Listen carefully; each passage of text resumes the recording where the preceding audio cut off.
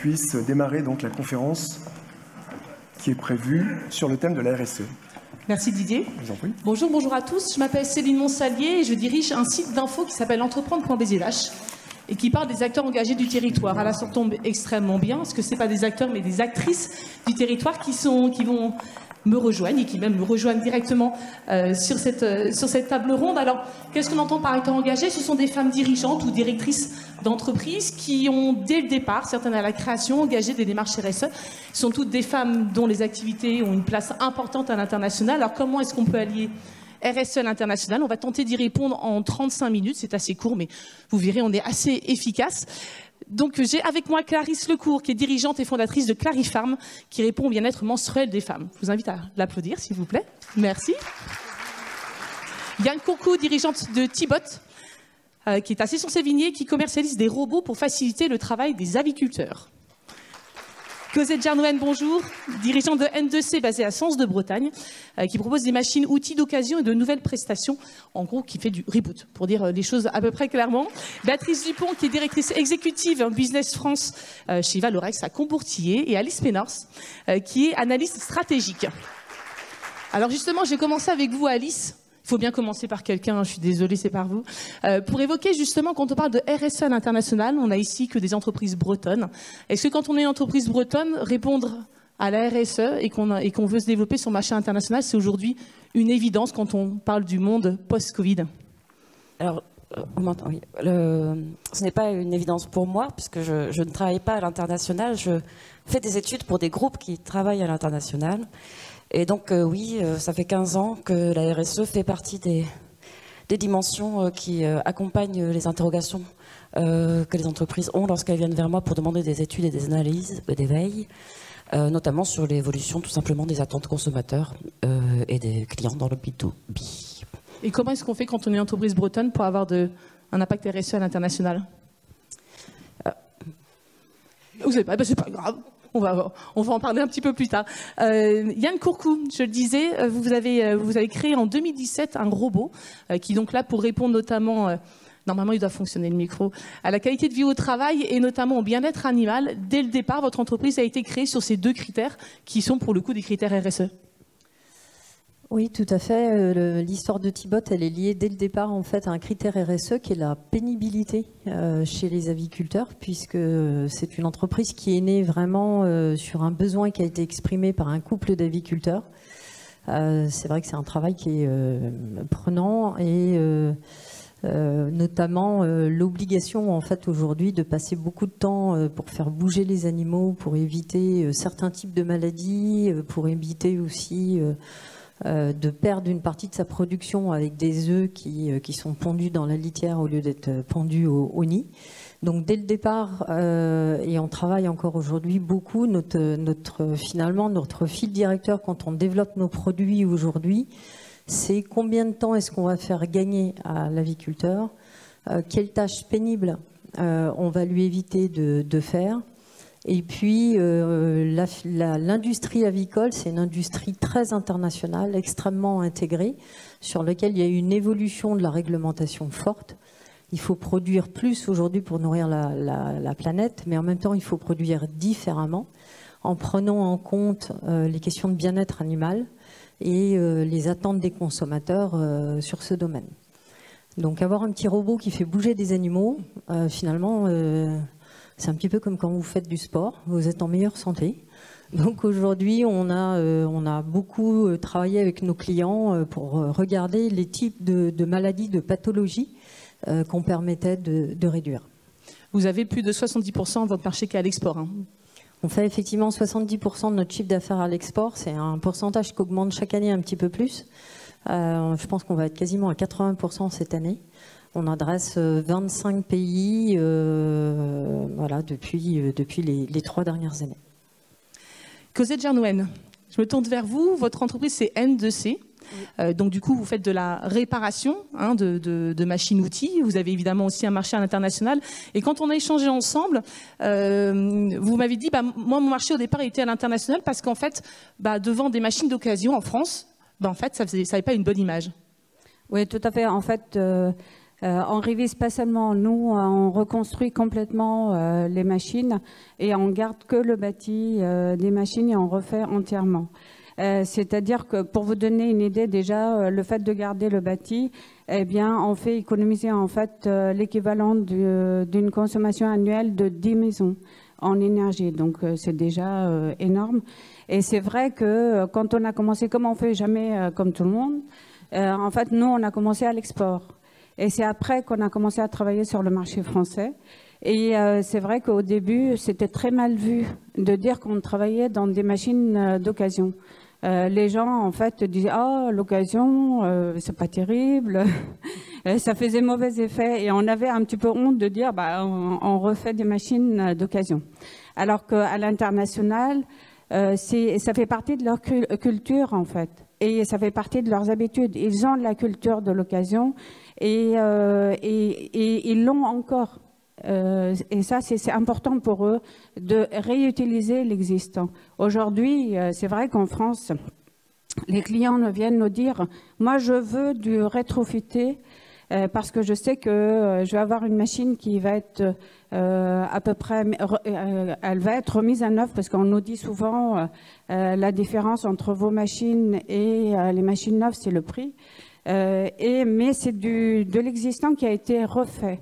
Donc c'est quand même important et pour nous, ça nous fait super plaisir d'avoir ces clients-là qui nous disent « je ne veux pas de machine neuve, moi je veux quelque chose de rétrofité, une machine… » Et nous, on est super contents de les avoir.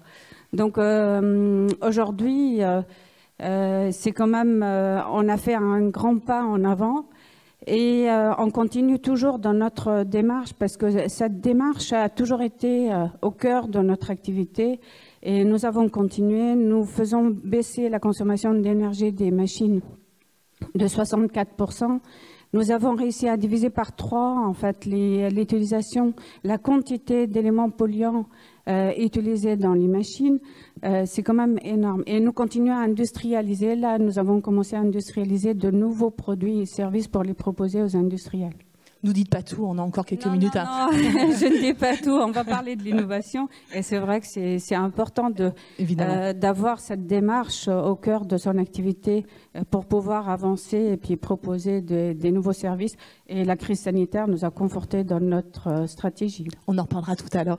Béatrice Dupont, vous êtes directrice exécutive de Valorex. Quand Yann Courcou parle aujourd'hui du consommateur qui a besoin du bien manger, du bien-être animal, pour le coup, Valorex, vous êtes c'est complètement au cœur de vos activités. Oui, tout à fait. Effectivement, quand Yann parle de nourrir plus mais mieux, je dirais que Valorex s'inscrit complètement en fait dans ce schéma-là, puisqu'effectivement donc le travail de Valorex, c'est de créer des filières durables du champ à l'assiette sur des bases scientifiques reconnues, mesurables, avec des valeurs ajoutées. Et effectivement, aujourd'hui, nous avons créé, il y a déjà une vingtaine d'années, l'association Bleu Blanc Cœur. Je dirais que c'était peut-être un système RSE, entre guillemets, avant-gardiste quelque part. Donc c'est Pierre Veil qui a l'initiative de cette idée et surtout de partager cette valeur ajoutée en créant une association vraiment pour fédérer cette filière. Mais aujourd'hui, c'est vraiment une agriculture vertueuse à la fois pour la santé humaine, la santé animale et également la santé de la planète. Alors effectivement, aujourd'hui, on peut théoriser en disant que c'est de la RSE avant l'heure. Il y a une vingtaine d'années, l'idée c'était vraiment de capitaliser sur le côté nutrition santé de l'homme avec les oméga 3 qui étaient déficitaires dans l'alimentation. Donc l'association petit à petit a évolué juste de la nutrition santé de l'homme à la nutrition santé animale et la nutrition, la santé de la planète, avec vraiment des éléments étayés et toujours une grosse collaboration avec les instituts de recherche, l'INRAE, etc. Merci beaucoup. Clarisse Lecourt, vous êtes dirigeante et fondatrice de Clarifarm. Quand on parle justement de choix RSE, dès le départ, pareil, votre entreprise, vous l'avez créée comme ça. Je rappelle que vous travaillez pour le bien-être menstruel des femmes. C'est évidemment des choix stratégiques, c'est-à-dire que quand on a une démarche RSE, forcément, on se retrouve à faire des choix stratégiques à l'international. On ne peut pas tout faire et forcément être concurrentiel de la même manière que d'autres pays comme la Chine ou les États-Unis, par exemple. C'est clair, il y a du boulot avant de s'aligner sur le prix chinois, tout en proposant des produits de qualité pour les femmes. Notre métier, c'est recherche et développement, fabrication et distribution à l'international. Je crois qu'aujourd'hui, cette année, ça va être 80% de notre chiffre d'affaires. On vend dans plus de 30 pays. Tout ça, c'est fabriqué dans le 22. On est très fiers de ça. On recherche au maximum des fournisseurs régionaux. Alors, on est très fiers d'être bretons et on le revendique à l'international. Quand je me déplace, j'amène des chocolats Joanne Dubois du 22 de Saint-Brieuc. Enfin voilà, on est vraiment à 100% sur la mise en image de notre territoire. Et donc oui, c'est chouette de faire du Made in France. On est bien vu en Asie, aux États-Unis pas du tout, et ça peut être je serais ravie d'en discuter avec vous, mesdames. Parce que pourquoi ? Parce que c'est le marketing qui compte, mais tout en étant au niveau de qualité optimum. Et c'est chaud de se battre sur le marché nord-américain aujourd'hui, tout en proposant du prix et de la qualité et de la RSE, parce que c'est obligatoire, évidemment. Je peux me permettre de reprendre vos termes. Vous m'avez dit, les États-Unis, la RSE, ils s'en foutent. Je me permets, je sais ce que vous m'avez dit par téléphone. Disons peut-être pas que le consommateur s'en fout peut-être pas, mais quand on est face à des big de la pharma business ou de dispositifs médical business aux États-Unis, ce qui prévaut, c'est le marketing. On est encore face à des cerveaux formatés pour acheter pas cher et vendre au mieux sur le territoire. Et ça, évidemment, c'est une équation qui est difficile à mettre en place. Vous l'évoquiez tout à l'heure, Cosette Jardouenne, sur... on évoquait ces situations post-Covid. Alors évidemment, c'est pas à vous qu'on va apprendre que la situation est compliquée aujourd'hui pour les entreprises en termes de prix des matières premières, en termes de prix et de coût du transport, en termes éventuellement et évidemment aussi de recrutement. Ces éléments-là, évidemment, ils sont prégnants dans chacune de nos entreprises. On en a parlé ensemble avant ça. Et ce que j'aimerais voir avec vous, c'est qu'est-ce que cette crise sanitaire a aussi éventuellement vous a conforté ou a changé dans votre activité. Vous m'évoquiez, Cosette Jardouenne, justement, que vous aviez changé de stratégie il y a 2 ans et demi et qu'en fait, elle a été payante pour votre entreprise dans ce contexte sanitaire. Oui, tout à fait. En fait, nous avons commencé à travailler sur des projets d'innovation depuis fin 2016, début 2017, justement pour proposer des nouveaux services et produits aux industriels, comme la connexion à distance, la maintenance prédictive et la surveillance à distance des machines. Donc, en fait, la crise sanitaire nous a complètement confortés dans cette stratégie et nous a incité à aller encore plus vite, en fait, dans ce développement. Nous avons, je vous rejoins, en fait, nous avons une chance inouïe d'être dans une région très dynamique, qui est très sensible, en fait, à cette démarche et à des innovations de ce type. Et le fait que les collectivités locales et le gouvernement en fait ont mis en place aussi des mesures qui soutiennent la démarche des entreprises et c'est quelque chose d'énorme en fait. Et ça, c'est pas valable dans toutes les régions. Et ça, je vous l'assure parce que je me renseigne pour les clients. Donc, c'est important et c'est vrai que ça nous incite à aller plus vite et plus loin en fait dans cette démarche-là et dans la proposition de ces services-là et dans le développement dans ce sens. Yann Courcou, chez Thibod, vous travaillez évidemment sur de la robotique. Je parlais de problématiques de matières premières. Évidemment, vous êtes directement concerné. Vous parlez de composants électroniques, de batteries. Cette crise sanitaire a montré aussi qu'il fallait peut-être essayer, dont vous m'avez évoqué, on a fait la désindustrialisation pendant 40 ans. Et aujourd'hui, on est pris à notre propre piège, en fait. Alors, on a eu la crise sanitaire, maintenant on a la crise de l'approvisionnement. Donc, on enchaîne les crises.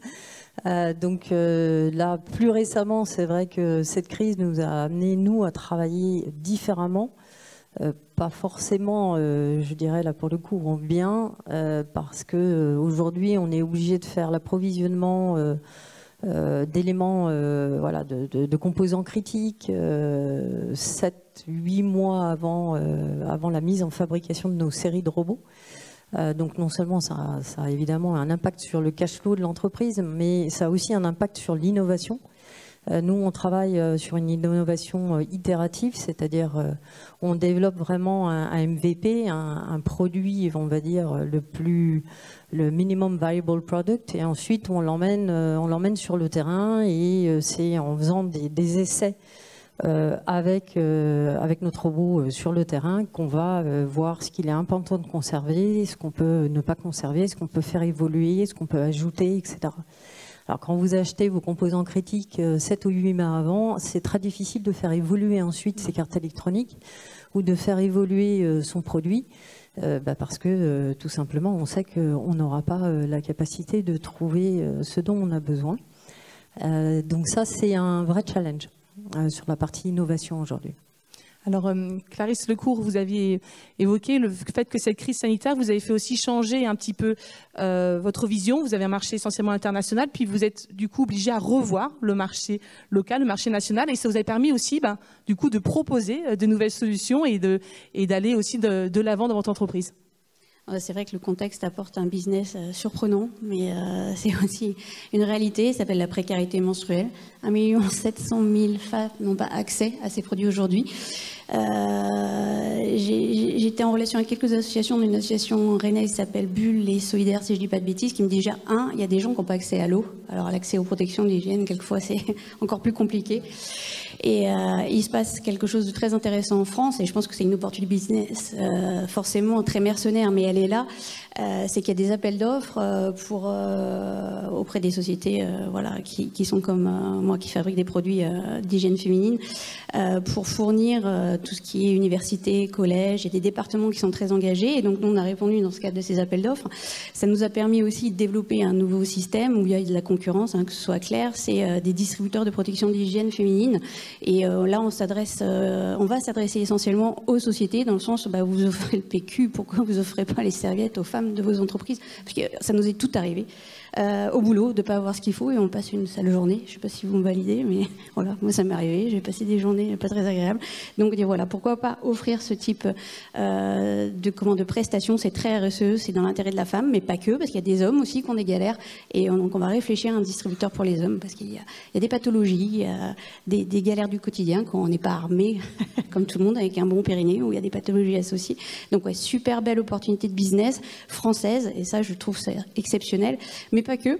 On a répondu à l'appel d'offres des Nations Unies cette année en mars, on est encore en audit, et les Nations Unies, donc on est les seuls Français.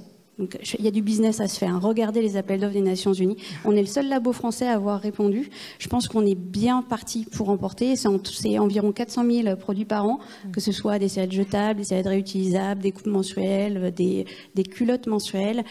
Et voilà, c'est pour des femmes en zone de guerre ou des femmes dans des zones qui n'ont pas accès à ce type de produits. Et là, il faut être RSE à mort. Parce que le niveau d'exigence des Nations Unies est impressionnante. Impressionnante. Donc, il faut les normes qualité, ok, pour prouver que voilà, nos produits sont sains et qu'on respecte les normes internationales, donc des normes ISO spécifiques. Et après, le RSE, c'est genre, il faut que la boss de la société ait plus de 50% des parts de l'entreprise pour pouvoir répondre à l'appel d'offres. Donc, pour une fois, mesdames, allons-y. Oui, c'est ça, voilà. C'est mieux d'avoir un vagin. C'est bien d'être une femme entrepreneur. On va en profiter, quoi. Voilà, Nations Unies. Donc, si on remporte l'appel d'offres, on n'aura pas le droit de communiquer, mais on a le droit de communiquer sur un truc, c'est qu'ils ont un programme RSE intéressant qui s'appelle Global Compact, et ça peut nous aiguiller, ça nous aide. Enfin, en tout cas, nous, on est très à l'écoute de ce qu'ils proposent pour être au niveau international. Voilà. Alors justement, on va voir avec Alice Pénors tout à l'heure quels sont ces fameux critères de RSE à l'international, parce que la RSE est quand même un terme extrêmement vague et on peut tout y mettre. Avant d'aller voir Alice, justement, Béatrice Dupont, Valorex, quelles leçons, entre guillemets, vous tirez justement de cette période et de cette crise sanitaire chez Valorex? Alors je dirais que la première année 2020, pour nous, c'est une très très bonne année, paradoxalement. Et puisque en fait les clients, que ce soit les agriculteurs ou les partenaires à l'international, ont plutôt, je vais dire entre guillemets, rempli les greniers. Et à l'époque, il y avait bien une crise sanitaire, mais pas une crise effectivement de l'approvisionnement comme on l'a vu juste avant.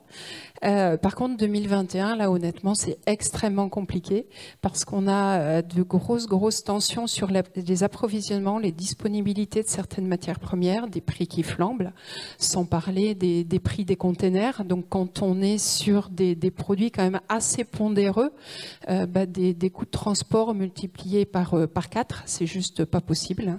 Donc là, c'est extrêmement dur. Après, le modèle Valorex s'appuie sur des produits, mais également sur du service, donc de la commercialisation de know-how, avec des mises en place de licences à l'international. Et l'ancien modèle passer du produit vers la licence avec une petite période d'essai, d'adaptation avec les partenaires.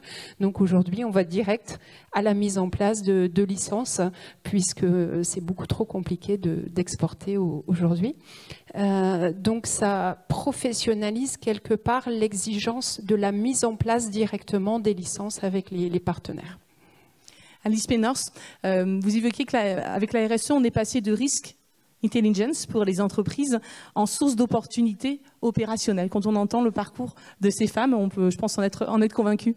Oui, alors tout à l'heure, désolé, votre question m'a un peu prise de court. Il n'y a aucun problème, Alice. Mais comme vient de l'illustrer tous les propos qu'on vient d'entendre et aussi beaucoup d'autres exemples bretons, soit de jeunes sociétés, soit de sociétés très bien ancrées depuis plus de 150 ans, il n'y a pas une réponse à la RSE à l'international. Il y a 150 000 manières de faire et 150 000 produits possibles. Et par contre, il est vrai que de mon côté, j'ai vu depuis 15 ans la notion justement de perspective sociétale et des attentes vis-à-vis de la RSE basculer du risque, c'est-à-dire vraiment de ce qui allait être justement les controverses autour des matières premières, au-delà du coût, qui est déjà une contrainte très dure pour les entreprises, à passer plutôt vraiment sur une source d'opportunités opérationnelles. Et comme vient de le dire Clarisse, c'est effectivement, par exemple, l'ONU est en train d'impulser depuis 2015 vraiment une vague, un tsunami, une vague de fonds à l'international en ayant donné des guides qui sont alors pas si précis que ça, mais qui sont quand même une feuille de route que les entreprises sont encouragées à suivre. Le commerce international est vraiment désigné par, donc il y a 17 objectifs qui ont été définis par l'ONU en 2015. C'est issu d'une concertation mondiale qui a duré 2 ans et qui était multipartite, c'est-à-dire que l'ONU a aussi joué le rôle d'arbitre entre les ONG qui critiquaient et tapaient sur les entreprises, les grandes multinationales, mais aussi les gouvernements. Et donc, il y a 17 objectifs, il y a 169 cibles qui sont censées nous aider à déterminer comment on peut contribuer à titre individuel ou collectif à améliorer le développement et aussi à lutter, à être plus résilient face aux impératifs du réchauffement climatique et tout autre choc qui pourrait impacter les sociétés, notamment dans le contexte de mondialisation. Et dans l'objectif numéro 17, le commerce international est vraiment désigné comme une clé de voûte qui doit aider à faire progresser les 16 autres. Donc, de fait, il y a des attentes très fortes sur les acteurs qui sont présents à l'international à contribuer, de par la mise en place de partenariats, de par l'accélération des solutions, d'apporter des solutions à des problématiques dans les pays en développement, mais aussi dans les économies avancées. Et on le voit, ces sources de financement qui viennent encourager aussi bien du côté des financements institutionnels que pour les programmes de recherche ou du côté des investisseurs. Et donc, je rajouterai juste peut-être à ce niveau-là qu'il y a encore plein de solutions à inventer. Je pense que la Bretagne n'est pas dénuée de solutions déjà existantes, mais aussi de solutions à venir. Donc, effectivement, il faut y aller. Justement, quels sont les critères? On ne va pas faire les 17, parce que sinon ça va être un petit peu long, mais peut-être juste pour donner envie à celles et ceux qui n'ont pas encore fait ce pas, comme vous avez fait, mesdames, quels sont ces critères qu'on attend justement, les fameux objectifs de développement durable de l'ONU?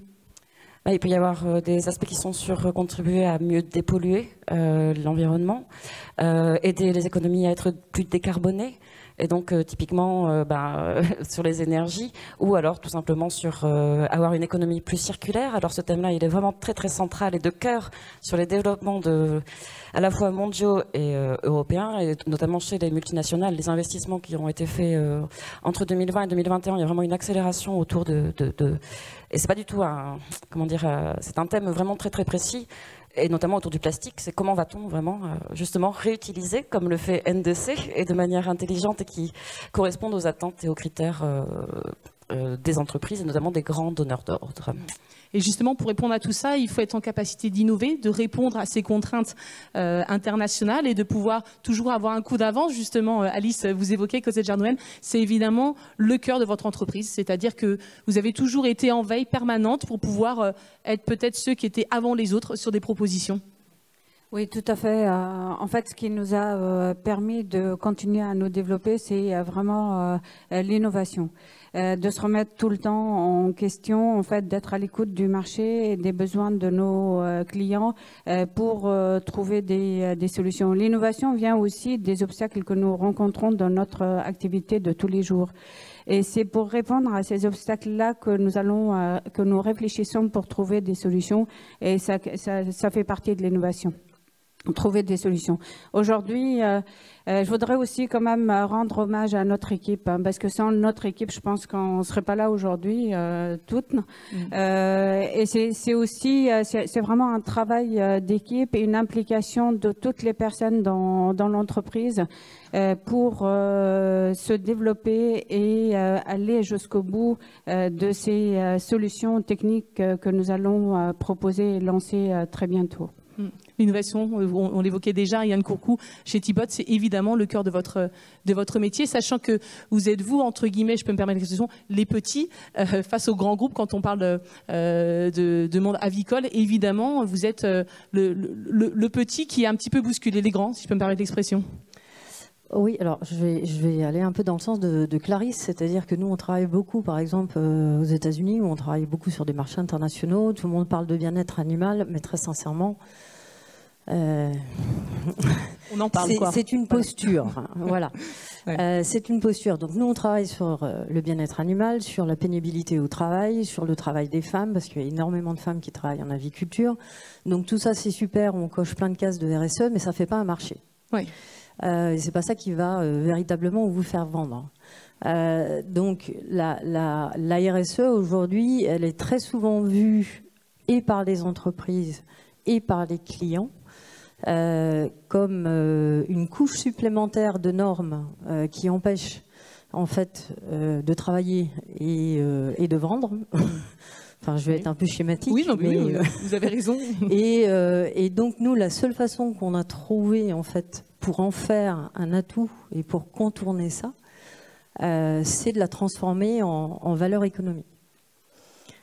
Donc, si on parle pénibilité, ça veut dire que on permet de gagner combien d'heures par jour transformé en un salaire horaire, transformé sur l'année à temps.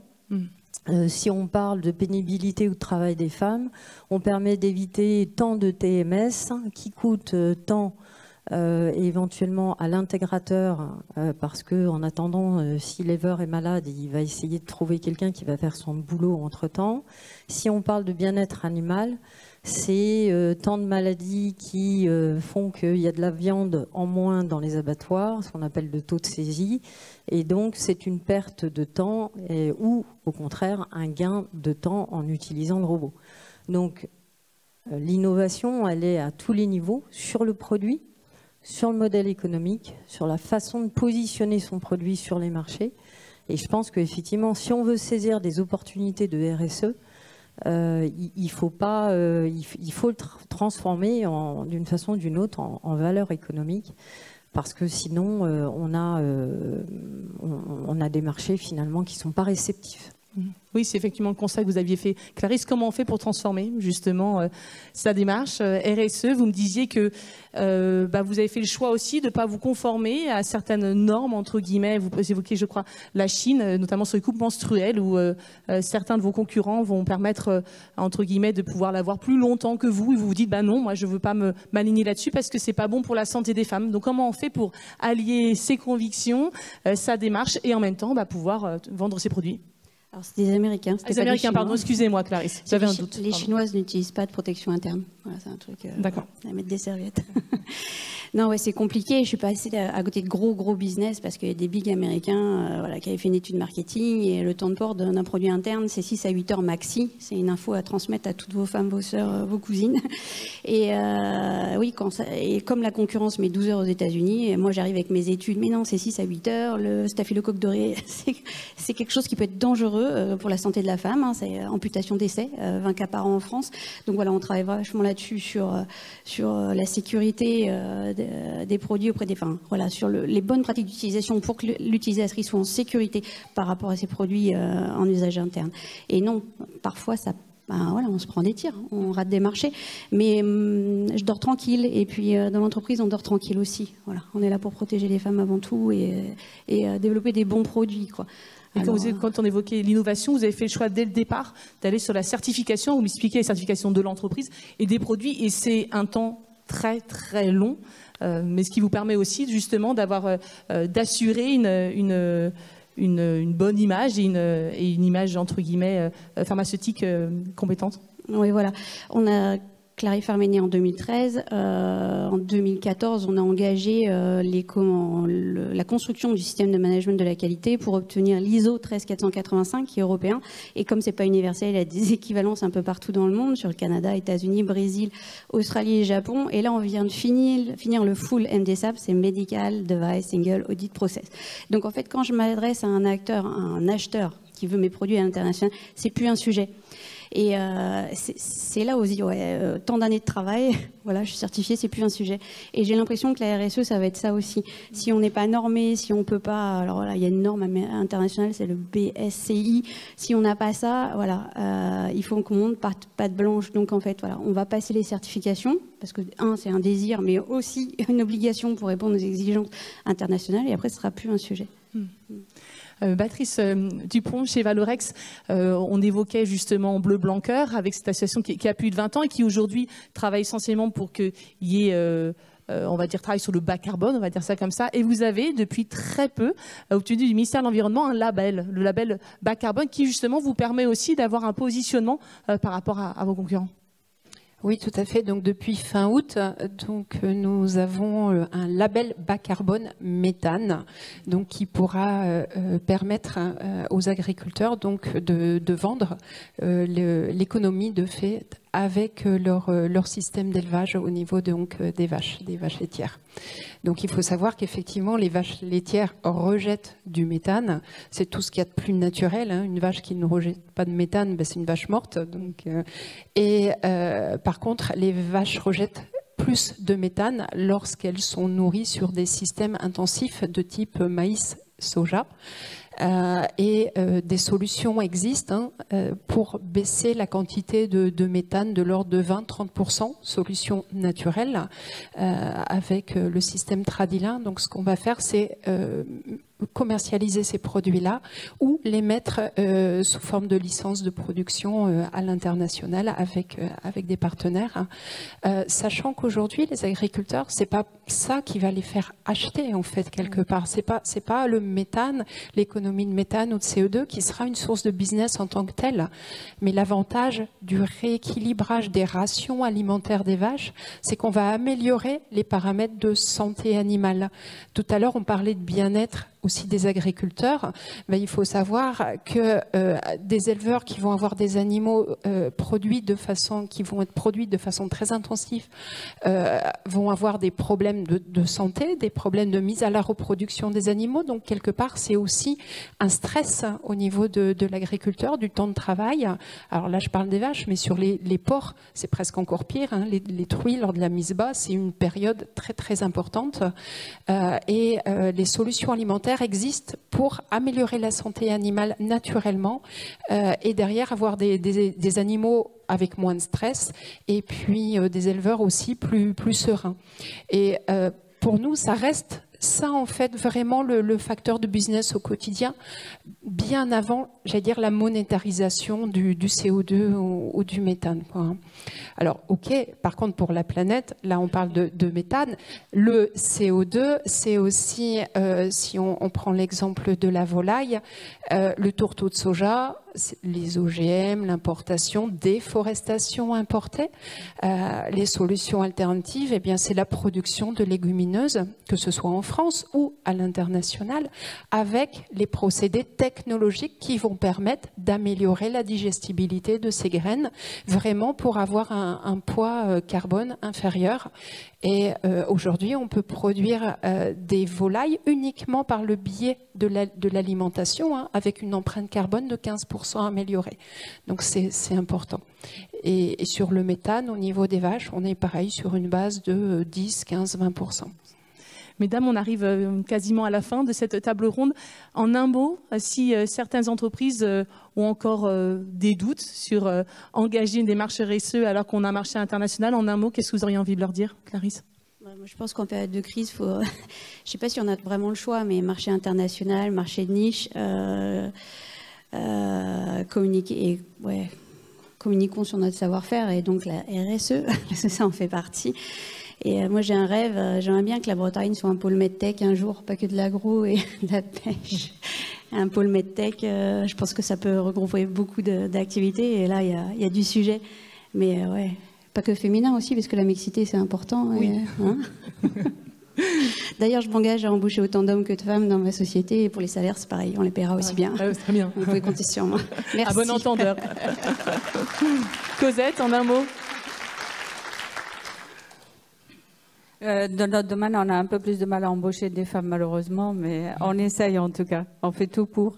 Moi, je dirais que, en fait, la démarche RSE permet non seulement de. Je me rends compte qu'on recherche tout, en fait, à proposer un bien-être. Vous, c'est le bien-être des animaux. Nous, c'est le bien-être des industriels, en fait, pour améliorer leur productivité et améliorer aussi la nôtre, ça nous permet de diviser quand même par deux la capacité, le temps de production de certains éléments. Donc pour moi, en fait, RSE, c'est le bien-être des entreprises, mais aussi des gens qui travaillent dans ces entreprises, et ça permet aussi le développement de l'entreprise, parce que aujourd'hui c'est indispensable de se remettre en question, d'aller vers ces innovations-là pour aller de l'avant. Merci. Yann Courcou. En un mot, j'avais dit, bon, il y a un peu plus qu'un mot, mais...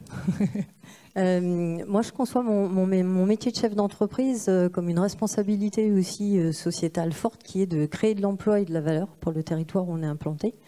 Et j'ai envie de dire que ça, en termes d'opportunités RSE, je pense que c'est la première qu'on peut saisir en tant que chef d'entreprise. C'est vraiment aussi de donner des opportunités aux jeunes, aux moins jeunes, aux seniors, de travailler dans nos entreprises, de donner du sens à ce qu'ils font, avec une vision justement qui est celle de ce qu'on va faire demain pour la planète. Et c'est une forte demande aujourd'hui, on le sent chez nos collaborateurs. Ils ont besoin de savoir pourquoi ils travaillent, pas juste de l'innovation pour de l'innovation. Donc j'ai envie de dire, ça c'est en tant que chef d'entreprise, je pense que c'est la première opportunité RSE.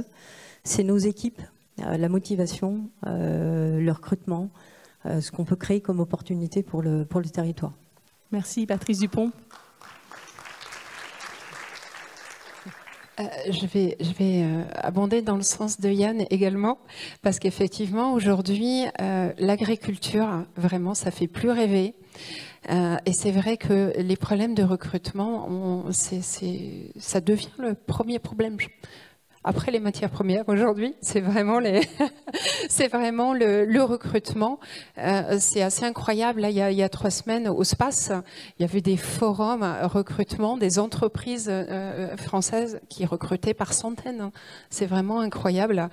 Aujourd'hui, on cherche des clients, mais on cherche aussi des collaborateurs. Et je pense que c'est vraiment une de nos chances au niveau de Valorex. Je dirais la souplesse de l'agilité de la petite entreprise. entreprises à l'échelle du business agroalimentaire. Et effectivement, le fait d'avoir des valeurs, et ces valeurs qui s'inscrivent évidemment dans la RSE, dans le durable. Et ces valeurs, aujourd'hui, elles sont inculquées également dans les écoles. Donc le fait de pouvoir avoir des stagiaires, des apprentis, c'est hyper important. Et de partager ces valeurs et cette vision de long terme, c'est effectivement, donc, ok, il y a les problèmes au quotidien, mais gardons le cap, surtout dans nos choix stratégiques d'entreprise. Alice Pénance, en encore moins d'un mot maintenant, justement. Moi, j'aurais tendance à dire que la RSE est peut-être devenue une opportunité, mais demeure un risque qu'il ne faut pas perdre de l'œil. Et donc, si depuis 15 ans, j'ai pu voir des transformations se produire et des groupes pour lesquels je travaille rester compétitifs grâce à la RSE sur leurs marchés mondiaux, il y a des changements de paradigme de fond qui sont vraiment l'arrivée du 21e siècle. Et donc, il ne faut pas forcément penser que les modèles qui ont été établis, qu'ils soient économiques ou opérationnels, justement, vont être éventuellement vraiment chamboulés, je pense. L'agriculture et l'agroalimentaire sont au premier plan de changements qui seraient susceptibles de se produire. Et donc, je pense qu'il faut rester vigilant sur ce que la RSE emmène et aussi illustre, reflète des changements démographiques et économiques, même si je sais bien que la difficulté reste quand même de maintenir ses coûts en tant qu'entreprise et effectivement de recruter des salariés compétents et qui souhaitent rester travailler avec nous. Merci beaucoup, mesdames, pour cette table ronde. Je pense que vous aurez réussi à éclairer ce public sur ces problématiques de RSE internationale et bravo pour vos engagements. Merci beaucoup.